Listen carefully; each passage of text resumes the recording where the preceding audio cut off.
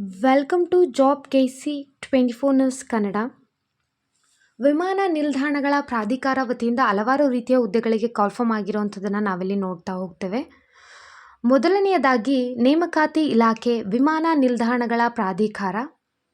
ಹುದ್ದೆಯ ಹೆಸರು ಕಿರಿಯ ಕಾರ್ಯನಿರ್ವಾಹಕ ಹುದ್ದೆಗಳು. ಹುದ್ದೆಗಳ ಸಂಖ್ಯೆ 309 ಆಗಿರುತ್ತೆ.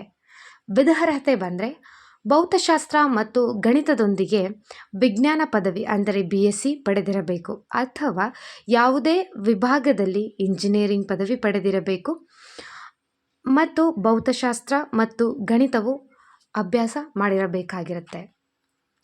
ವಯಸ್ಸಿನ ಮಿತಿ ಬಂದರೆ ಸಾಮಾನ್ಯ ವರ್ಗ 18ರಿಂದ 27 ವರ್ಷ. ಮೀಸಲಾತಿ ಅನುಗುಣವಾಗಿ ಸಡಿಲಿಕೆಯನ್ನು ನೀಡ್ತಾ ಹೋಗಲಾಗುತ್ತೆ.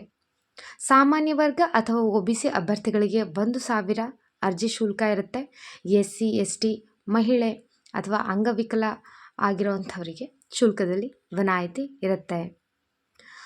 ಆಯ್ಕೆ ಪ್ರಕ್ರಿಯೆ ಬಂದರೆ ಸ್ಪರ್ಧಾತ್ಮಕ ಪರೀಕ್ಷೆ ಮತ್ತು ಧ್ವನಿ ಪರೀಕ್ಷೆ, ಮನೋಕ್ರಿಯಾತ್ಮಕ ವಸ್ತುಗಳ ಪರೀಕ್ಷೆ, ಮಾನಸಿಕ ಮೌಲ್ಯಮಾಪನ ಅಥವಾ ದೈಹಿಕ ವೈದ್ಯಕೀಯ ಪರೀಕ್ಷೆ ನಡೆಸಿ ನೇಮಕಾತಿಯನ್ನು ಮಾಡಲಾಗುತ್ತೆ.